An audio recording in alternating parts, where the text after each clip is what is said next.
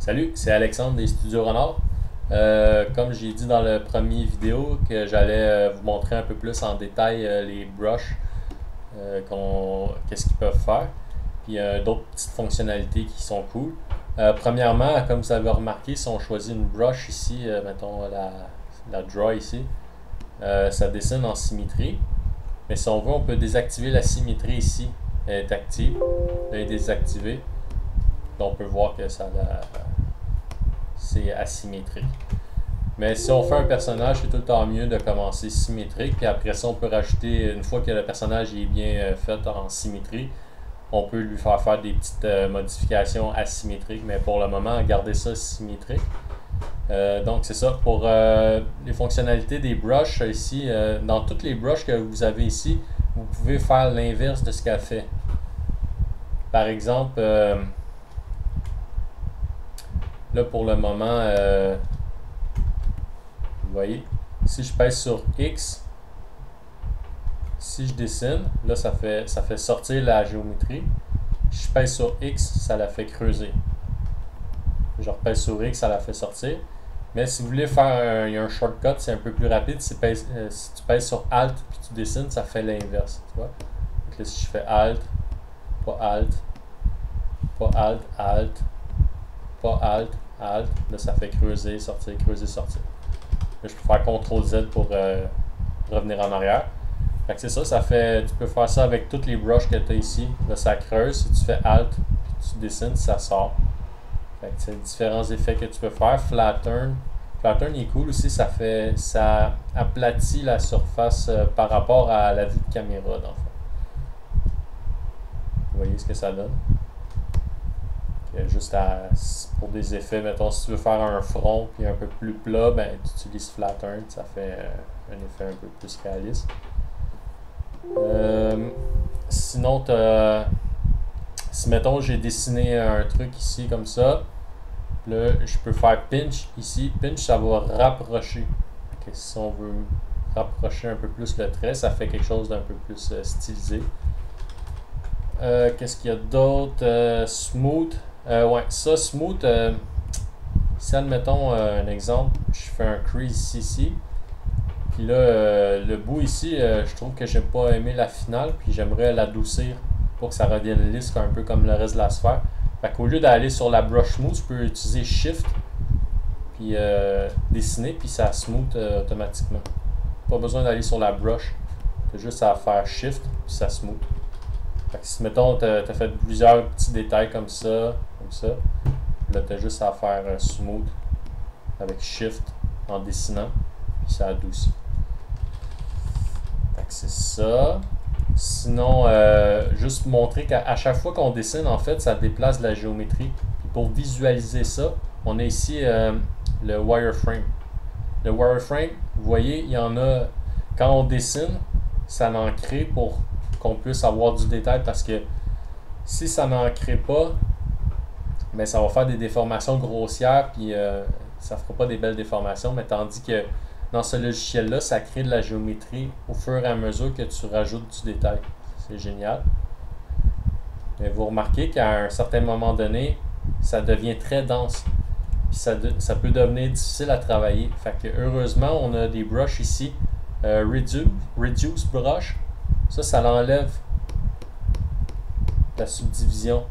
Donc après, c'est plus facile de continuer à travailler.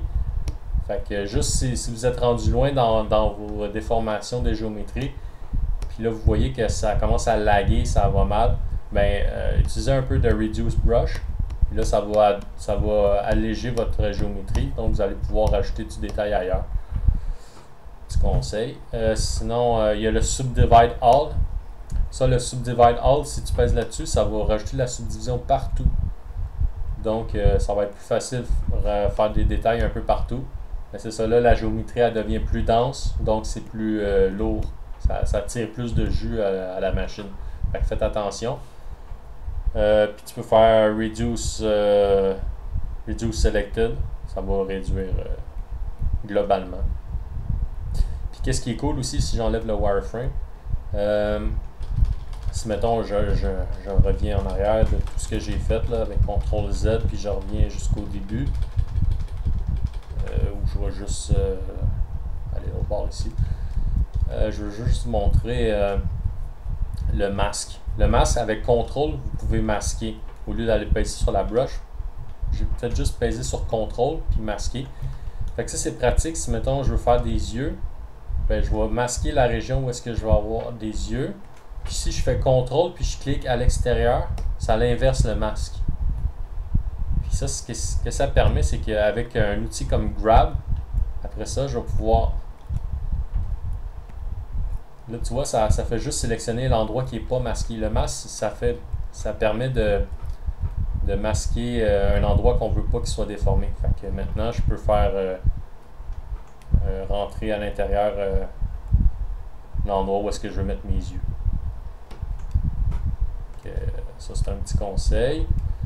Après ça, vous pouvez faire New Sphere. Ça, c'est pour rajouter. Je veux dire Add Object. Puis là, je peux lui rajouter des yeux si je veux. Comme ça. Puis si j'enlève...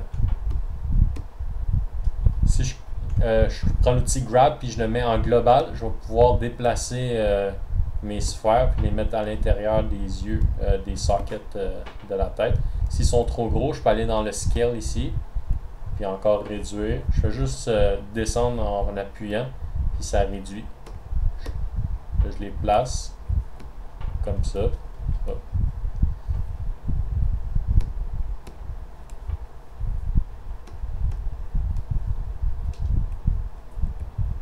Voilà.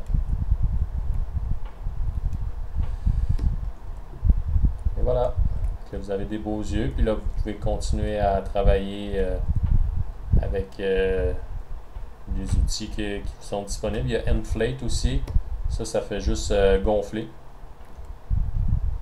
Je vais faire un petit démon. Grab, si on enlève le global, on peut vraiment faire des trucs intéressants. Si mettons je veux lui faire des belles cornes, je peux lui faire ça comme ça. Là, je peux toujours aller les modifier pour qu'ils soient un petit peu mieux. Je peux faire un petit smooth comme ça. C'est ça. Là, il n'y a pas vraiment de limite à votre imagination. C'est sûr que c'est tout le temps mieux de partir d'une idée, d'un dessin, mais si vous voulez juste explorer, je conseille d'y aller et de vous amuser. C'est ça. Et tu peux rajouter plein de petits détails.